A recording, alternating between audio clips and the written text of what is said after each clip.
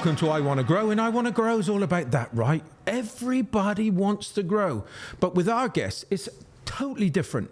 They're all about helping others grow. And today I have one of those inspirational guests because she's been an inspiration to me, because the amount of help she's given me over the years has been incredible. So Amani, thank you so much for joining me on the podcast today. Introduce yourself and tell us what you do. Thank you for having me. It means a lot for me to be here, especially with you. I have learned a lot from you as well. So to tell you about me, I lived in Canada, I lived in Qatar for about maybe 8 years now. I've been involved in innovation and driving a lot of national projects. It's been a privilege to be able to do that. So my background is quite complex in that I bring in my creative element into every part of it, even though I've gotten more technical over the years. But I come into the world wanting to grow and wanting to expand how humanity functions. This is my core motivation through everything I do. One of the things that I normally I ask the guests to tell us the story about what's their journey so far. But the one thing I want to get over with you is that you've been that person that just keeps on expanding their knowledge base, their responsibilities, with all those things that you've done in the past. You seem to grow with that. It's always pushing your boundaries. How have you dealt with that in the past, and pushing yourself constantly and having to kind of hit that comfort zone on a regular basis? You know, I really appreciate your question, because I've been asked in my life many times, where do you get your drive? What are you after? What are you so hungry for?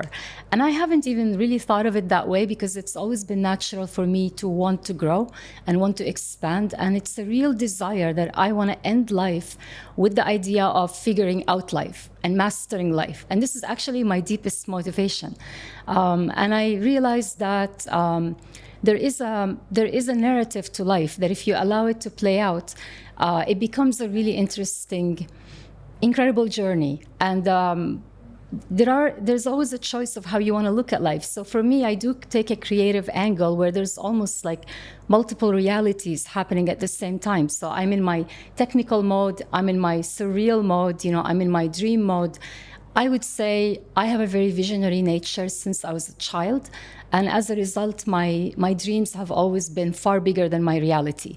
So almost out of anxiety, trying to fill that gap, I always felt like I had to do so much more. I have to figure this out. I have to read more.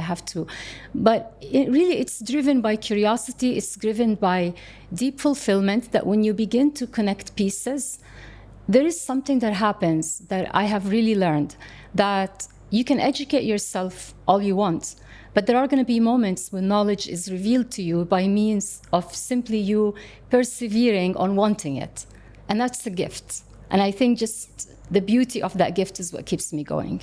But it's so difficult when you're in that situation where more and more pressure is being forced upon you, that you are able to do the things that you said, but you're able to grow at the same time and produce the goods, right? Yeah. How do you balance those two? Okay, so to be more practical, I learned that one thing that's really important is to always look at your identity and relate to the identity of whatever it is that you're trying to bring into your world. So let's say that I have made a shift. I come from a background of health, neuroscience, chemistry, actually chemical engineering, and I shifted myself much more into technology, especially as AI and all these new sciences came about. So one way to do it is that in the beginning it felt very foreign. It felt like, but I felt almost like, the imposter syndrome. So how do I overcome that?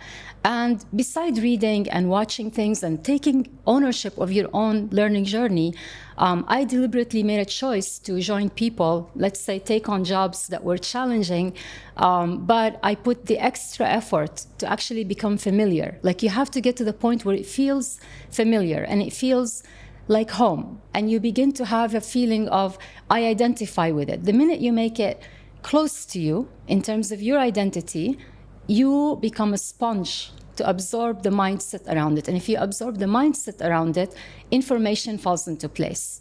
Because then you get to the point of kind of looking at a page and absorbing the information rather than reading one line by line and being confused.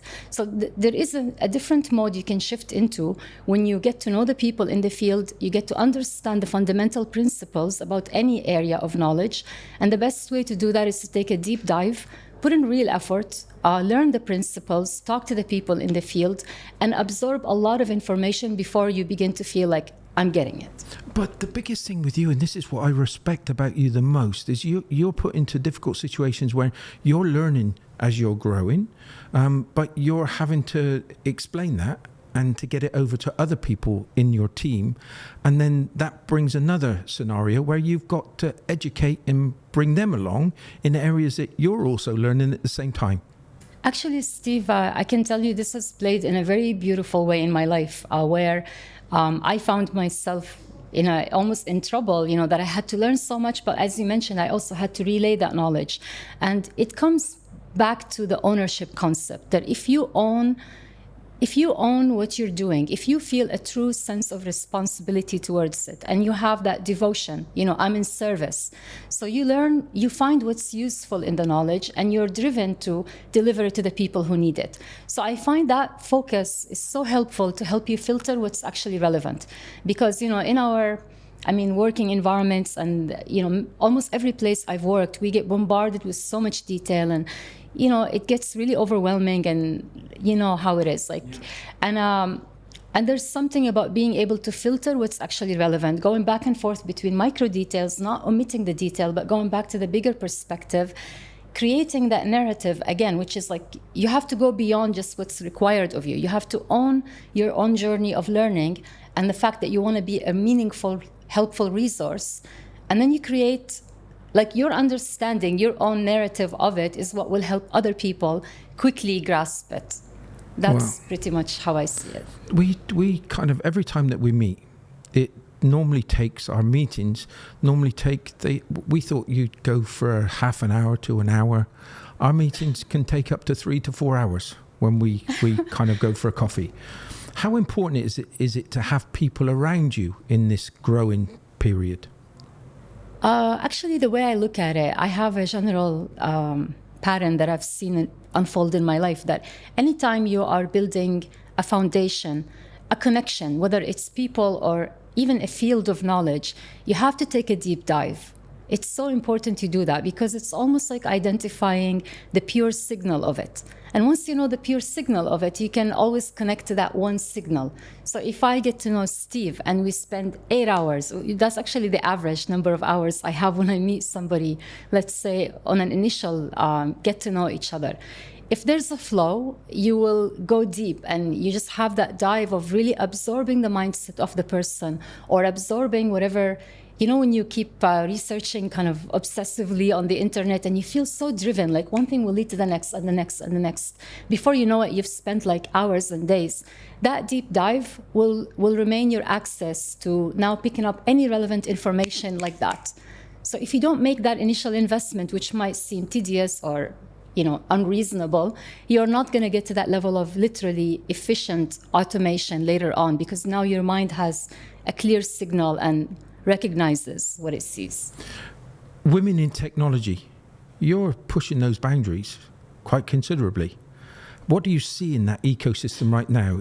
Do you see more ladies coming into this area of expertise? I think Qatar is a beautiful example of how women can truly flourish.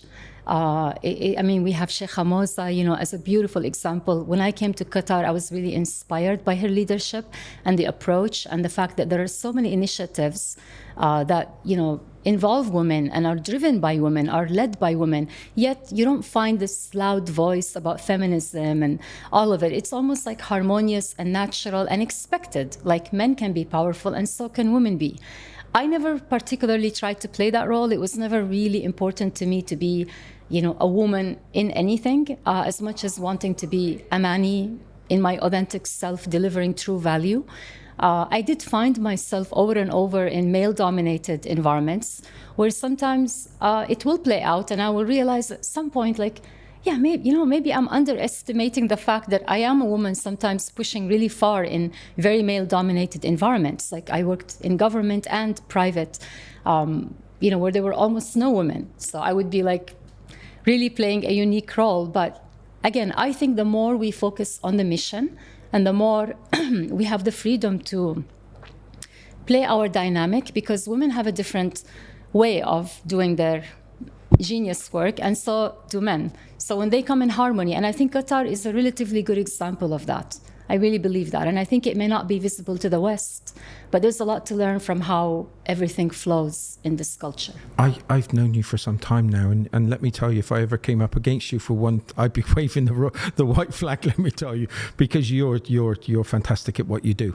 And it's going to bring us into the next subject, which is, and I love this because you've learned all those skills, but now you're getting into the technology side of things when it comes to the likes of LLM. So we're talking about ChatGPT and all those different applications now with AI. Again, you've embraced them all and you've been learning about them, and it's kind of, is it improving your life, or is it, how is it 100%. Affecting? I can talk about this for hours from many different angles, because you can talk about it in a technical way and appreciate the fact that now almost anybody can use ChatGPT to get a whole lot done a lot more efficiently. You can get into all kind of AI tools and, you know, all the incredible advancements that we're making.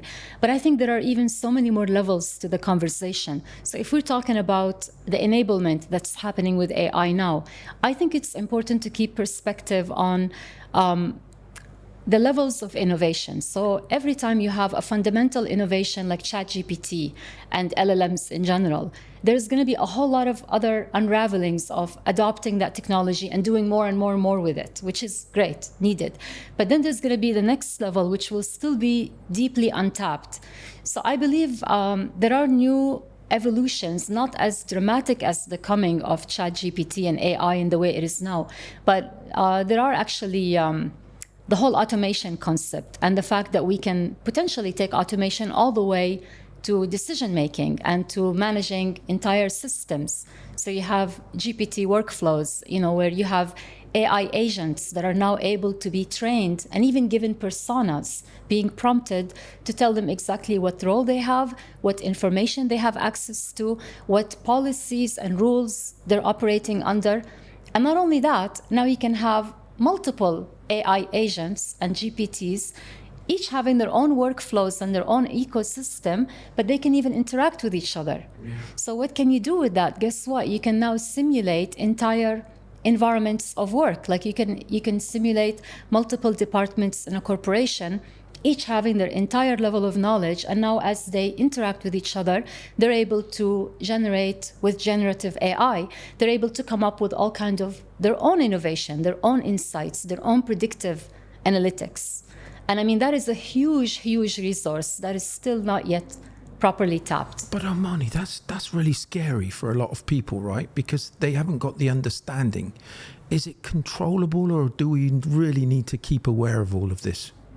So I have a lot of views on this, and I have gone into my own deep dive, you could say, my own inner reflection, because I've always been a pioneer of technology. I struggled even with the ethical issues that people deal with. It's like, why do you even ever think that there's any ethics connected to technology? Because technology is simply progress, and we decide, what's ethical or not. It's a human problem, not a technology problem. That was always my understanding. But I think things have gone really far and deep that even I have begun to really appreciate how critical these things are. But it's not about whether technology should be there or not. I still believe that everything has the potential of being good and bad. It's more about, us being able to, number one, understand what we're dealing with, not about, we have to understand the essence of what we're dealing with, and then we have to grow our own consciousness as human beings to be able to co-create with that, because everything in the end is co-creation. We cannot do anything alone. So even between humans, we're continuously co-creating. So the value to which people can come into teams and function as organizations, it's no different than having AI agents, no different than having additional resources. But it's how you relate to it. If you look at another human being as a foe, as a competition with jealousy or negativity, you can create those same dynamics with AI. So why is it any different? Yeah, but with and I know that you've got some these your thoughts on it. how do we keep those in control? How do we look at the things that we're doing going forward to make sure that we can remember all of these things to keep us on the right road? So first thing, I believe that we should never, ever hand over our power as humanity, especially in terms of our free will, to anything, AI or anything. So we should always retain the responsibility that we as human beings, we are guardians of our own free will, we're guardians of our own societies and each other and our own wellness. So under that umbrella, we are not, foolishly merging with AI as if we're a puppet and AI is like a superpower on top of us. I think the minute you eliminate that way of thinking, you're already in a better step. Because some people, unfortunately, they godify AI, to some degree. And I've actually seen that dynamic even on a very small scale. So I was part of, I'm not going to mention them, but I was part of national projects, and I've seen some major deployments that were very critical. And even though there was major resistance in the beginning to even adopt any level of AI or any level of data analytics directly feeding into the operations, when they saw the power of that, it almost became too much like, let it tell us what to do. And it's a very fine balance. I mean, you could see the temptation, where you're either not buying into any of it, and then the minute you see how powerful it is, you're like, oh, do everything for me. But there's actually a midpoint, and I think this is where the key part that we have to pay attention to. So the midpoint is about knowing the balance where we have to remain the leader in the picture. And the leader means that we are putting in the right understanding within the systems, because in the end, whatever you feed AI is what comes out. So there is a major risk that the more AI-generated content becomes ubiquitous, the more we lose track of what actually came from reality, or from real knowledge, or from, like fact-checked, on-the-ground things. Because at some point, everything can become AI-generated, and we lose that leadership. Where are we guiding what is being created? It's a tough question. I'm not going to pretend that I have the perfect answer, but I think responsibility and co-creation, like respecting the power of co-creation as a principle, is going to take us in the right direction. We're saying that we've got to keep control. I want to touch on things because you're an entrepreneur. You've worked for different entities, but you're also a perfect entrepreneur because sometimes you have other things that's running simultaneously, constantly, as you said, constantly evolving, constantly going through. With a business owner, with somebody that's just starting out and they're just getting into this AI thing and adopting these things, what's the best advice would you give to them and how they can utilize it for their business? Find what is empowering for you in it. So again, back to the identity concept. You have your identity. You know what your goals are. It doesn't matter if you're running a big business or you're just, somebody working in an office and enjoying day to day. You have your own agenda. You have your own identity. Find where employing AI in your world, or not just AI, but the evolution of technology, is going to be empowering for you. It could be as simple as using ChatGPT to quickly do some research. If you find that empowering, you're on the right track because you're adopting AI and technology for your human, again, responsible agenda. And you can keep expanding on that because guess what? You can get to the point of automating your entire business. And even if it's fully automated, you are still the one who is leading it. You are still the one who's guiding it. And I think you taking responsibility to stay ahead of the curve and keep learning and adopting new, better ways to do things is going to always feel empowering. Because if you're growing, you're always going to feel empowered. And if you're contributing with what you're learning and doing with AI, you're also going to feel empowered. If you flip that around, it becomes very disempowering. So if you're letting AI take over what you enjoy doing or what you feel value doing, now you're disempowered. And if you let AI remove your sense of contribution or your value as a human being able to do what humans are really good at, like even being empathetic and having connections with other people. If you allow AI to take over your world, like you're in video games and you're consumed with that virtual world that you don't even exist as a human being, you're not contributing, then you're going to be disempowered. Yeah. So I think it comes down to it's empowering, but it's it can be overwhelming, right? As a business owner, it's like, even with my situation, when I started using ChatGPT, I thought I was always looking over my, I said this before, I was looking over my shoulder because I felt bad for using it. But in fact, it's empowering now. But I'm still overwhelmed by it, because you've got another 100 uses, not for ChatGPT, but there's other platforms out there, hundreds of them, that I want to see how the best to utilize it to my business. Again, what do we do? How do we scope that? How do we know what's good for us and what's not good for us? Most people have a lot of concerns regarding AI. However, there were some major studies that were done by major entities, PwC and World Economic Forum, and they found overwhelming evidence that most people actually do find the adoption of AI more empowering for them, and they're more pleased with it rather than not. So I think a lot of it may come from fear, which is natural, because any change will bring on a level of threat. But this is, again, going back to, embracing the fact that humans are meant to evolve. Just like AI evolves, it's like natural selection. Long time ago, maybe it was, other types of wild animals that would come for us. But now we have AI coming for us. So we better run faster. We better get better. So I don't see any fundamental, I could be applying my personality here because I like challenge and I get excited by it. But I think it is a natural pressure in our current modern world where we need to also evolve our ability and we need to step up. And that can be exciting for a lot of people, even if it contains a bit of fear. And the minute you get into it, again, you start feeling empowered, with your own growth and your ability to give way more. Can you imagine how much AI-generated content now on all social media has been delivering a ton of value? So many things that would have taken... Actually, I can even give better examples, but yeah, we're talking about social media. Content that would have taken months, you can now do in days. So the amount of information, and we're reaching a peak, there's just so much potential if you're able to allow yourself to learn what you need and do what you need. But there are even better examples, that even on the level of research, let's take scientific research. Especially if you talk about coming up with new medicines and being able to do the really serious kind of research that will involve human trials. That can take years. Like the average cycle is about 10 years for a drug, let's say, to be properly tested and put out into the market. Now you can literally shrink that cycle of identifying candidate molecules and real potentials, potentially down to days or weeks. And it's astronomical, the impact that can have. So if we focus on the impact, again, and the contribution we can create with it, I believe it's a matter of perspective and focus and being willing to face your fear and go for it, and you might be surprised.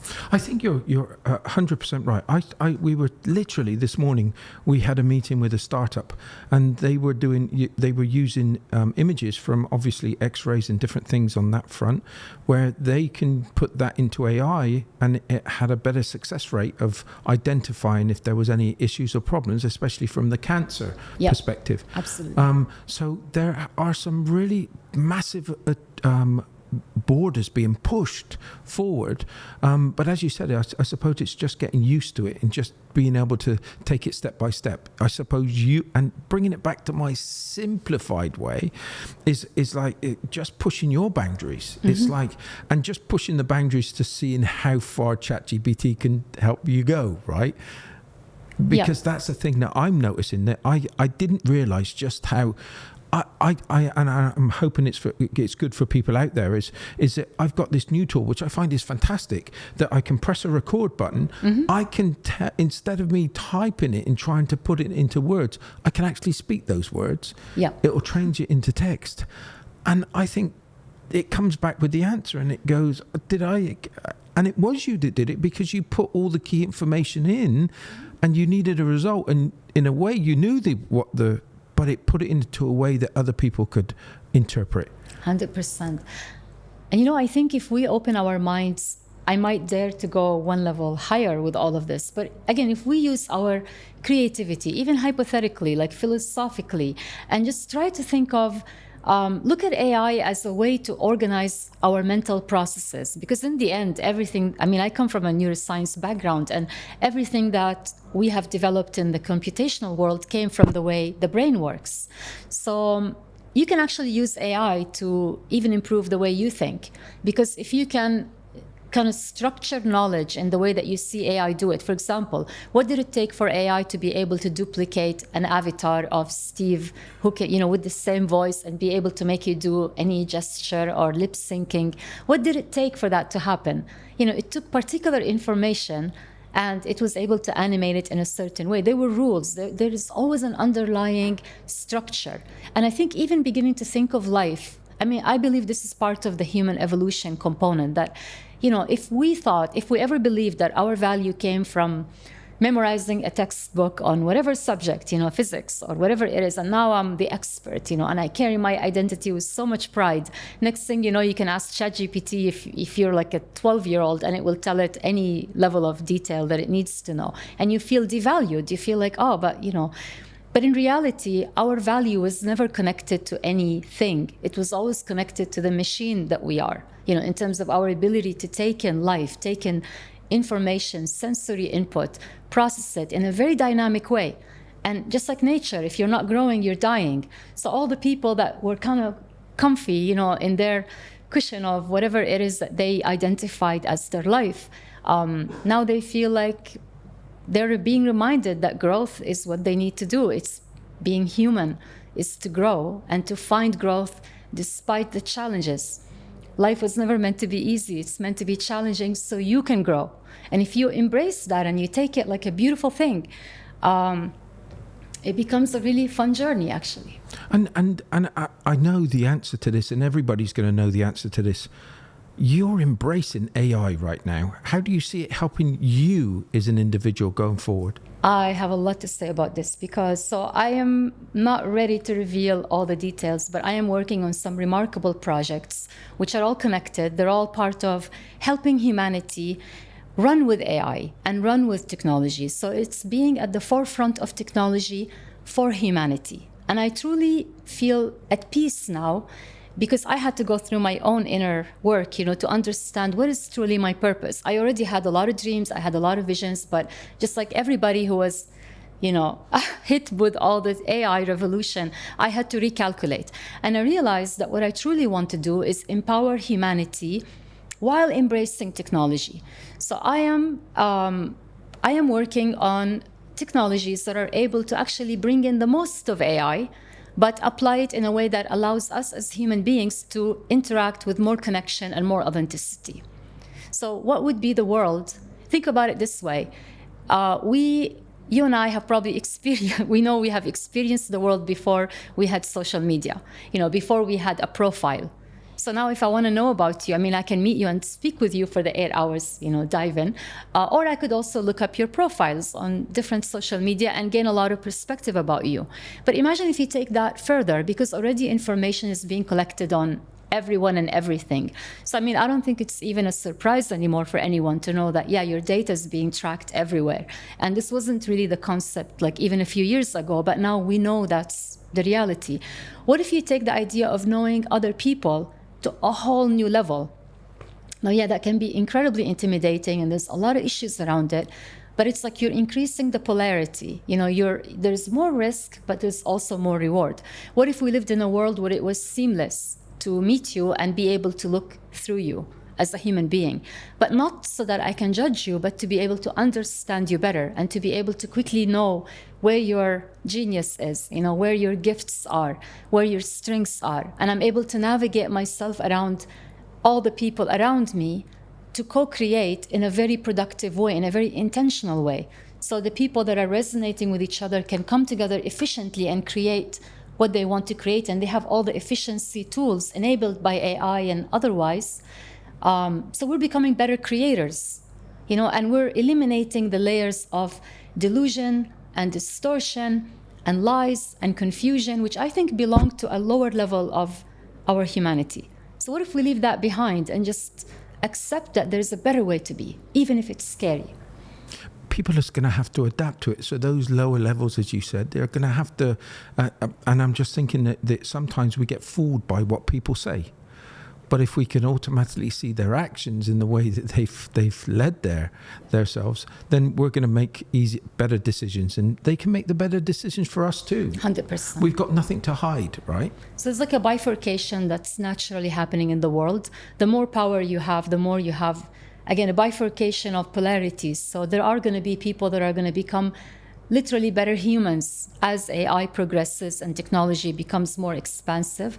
And there are people that are going to feel lost, that their only option might be to almost merge with AI. So merge with AI as in become its, little puppet in a way. Like they live in the virtual world and they have no real voice as a human being. They feel deficient if they don't have all the, chips in their body to feel like they're now part of this AI network.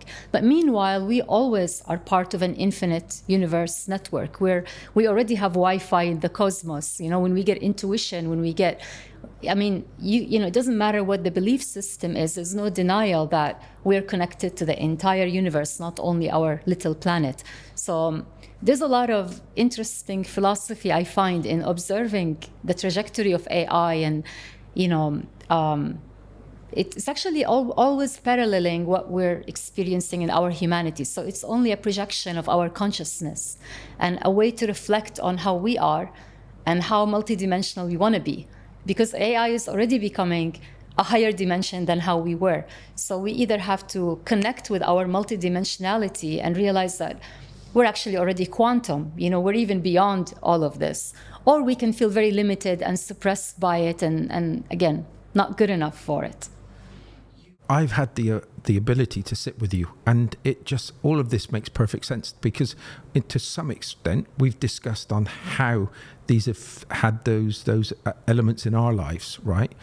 Which has been fascinating. But I want to go on to another part of your life now, where we're talking about the keynote speaker that you were doing, which that was I remember talking to you about this last time, and it was just a case of you just went on. It was just one of those experiences. What was it like for you, knowing about 2 weeks before that you had this keynote speech to make, and then to actually do it, and then to feel the freedom when people come up to you afterwards?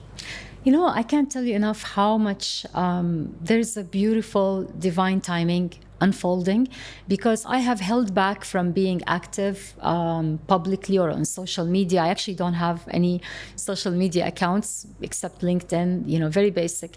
But I felt like when the right time comes, I'm going to connect my identity to what I feel called for. And I didn't want to start it on, doing silly TikTok things. Like I wanted to actually do it with purpose. And somehow, when that opportunity came, so it was regarding human capital and AI. And it was about, is AI replacing humans? And what's the role of, everyone in the workforce in terms of being able to adapt to all these changes? So it was a beautiful beginning, because I know that I'm being activated into it. So I approach everything as a mission. It's a mission of service, and I'm always doing my own alignment to make sure that I'm not being distorted, in my own perception. So my point is, I'm looking at it that way. So when that came, I felt like I'm being, I'm ready. Like it was almost God's way of telling me, like I'm ready to go bigger, because I've been really investing in. Beside, my own inner growth, and I've gone through a lot in life, and I've put myself in very difficult situations simply because I'm curious and because I want to know, the truth.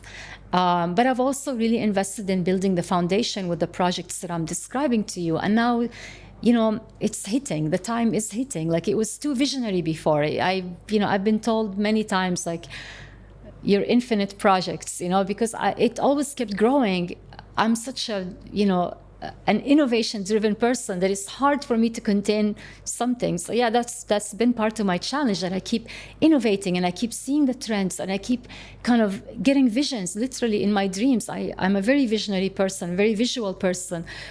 But now I feel it's actually the right timing. It's like I was born for the future. Like I truly believe it, because I would have never imagined as a child or even as a teenager or early 20s, what the future was going to be right now. It would have been like, hard for me to even imagine. But yet what I was planning for was actually fitting for the time we're in. So that has been incredibly inspiring for me, like really deeply inspiring, that you never know what life can bring. You never know when your activation might happen. So you have to be open. So back to the keynote, it was a privilege to be able to share, my own research in that. So I was actually intrigued myself. Before I didn't have any particular bias. I wanted to know what the real answer is. And what I found was very interesting, that surely many jobs are going to be displaced by AI. It's a fact. In fact, there are entire industries that will probably vanish or be totally replaced. However, the opportunities coming from the new technology shifts are actually going to outweigh what's being replaced. So in the net calculation, you actually have more jobs coming rather than going. The only difference is that many people will have to shift their career, and they have to adapt their knowledge, and they have to do a lot of upskilling to be able to embrace, where the need is going to be. So definitely the need for technology type of jobs, the need for, you could say, higher, it's not about education, but it's about higher cognitive skills. So it's actually the need for education itself is not going to be relevant in the same way, because again, now you can ask ChatGPT anything. You don't need to be the library walking around, in your career. However, your cognitive skills in terms of decision-making, leadership, human connection, and making the more refined decisions, is what's actually going to distinguish people who make it in the new era versus ones who might fall out. Yeah, but it hit the spot with a lot of people at the event. I think, actually what really touched me was that I had gone in with the intention of wanting to deliver the meaningful, message. And I was very fulfilled to know that a number of people picked it up and they were inspired by it. And I think the ultimate message, beside the information and the practicalities, that humans are important. That was the message that people felt like, oh, thank you. We are still relevant. I think deep inside, we all have that anxiety. We just want to know that we are not being replaced as human beings. I mean, forget about a job. Again, who said that we are our job? We are not. We are infinite beings who have so much power, who can learn indefinitely. And if you ever forget that, you're just being reminded that that's your job as a human being. You got to go back and keep learning. You got to be curious. You got to go back to connecting with people and remembering, why you're on earth. You have to question morality. You have to question the depth of life. This is what will allow you to actually outgrow the challenges that we have. You blow me away. I tell you honestly, I just can't believe who you are, and I'm so glad that you're my friend. I really am so glad that you're privilege. My friend. Steve, we connected like this my from word, day one. You are super, absolutely, and I grow so much when I speak to you. But I could get emotional now listening to that last speech, and I feel embarrassed now because the next question after that, I want to finish the podcast. Right, I do want to finish because that was powerful. The question I want to ask you is, what would you tell I ask everybody this question is, what advice would you tell the 15-year-old self? Oh, beautiful. Take ownership of your own learning journey. Don't just wait for your grades. Don't just wait for your teacher. Don't limit yourself, because I went through the fear of feeling like some information was outside of my realm because it wasn't my formal education. Or, again, there was that threshold I had to overcome to even get into technology in the way that I now feel very comfortable, diving in. So that freedom to learn, when did we feel so bounded by the identity issues? I have this degree, I went to that school, I grew up in this town, I lived in that country. I think it's time to really embrace limitless. And as a 15-year-old or, anyone young, I would tell them, craft your own journey as early on as possible, even if it's a very simple vision. It doesn't matter what feels empowering to you. But whatever feels empowering to you, whatever feels authentic to you, create that roadmap. Again, it doesn't matter how complicated. And then whatever you do in life, bring it back to that. Don't bring yourself into something external. If you go to a job, look at that job as a learning opportunity for you to get better at what you want to do. Don't look at it like, I'm there, to just do what they ask me to do and go home. The minute you look at life that way, you own it. You take ownership of your own learning, your own growth. It will never stop. And you're going to actually you're going to have a lot more resilience too, because then whatever happens in life, you lose a job, you have technology takeovers, and you're going to be like, wow, this is meant for me. How am I going to upgrade myself now? Like, you see your journey always as, your grounding center point to explore the whole world. So if I don't have children, but if I want to be there for any young person, that would be the one key thing I would want them to embrace. And on that note, I can end this podcast in a better way. Thank you so much for joining us today. That was an absolute joy. And I'm going to say the last things to you is that if there are thousands of Amanis out there, right? And you've just got to come out of the shadows, because when you do, magical things happen, and you've got to take that, and you've got to go and embrace it and lean into it. You've got what it takes. Everybody's got what it takes. You just got to believe in yourself, like Amani does. And she gives me the faith to go out and do exactly those things. Thank you so much for being with me today. It's been a pleasure. Thank you. Until next week, bye for now.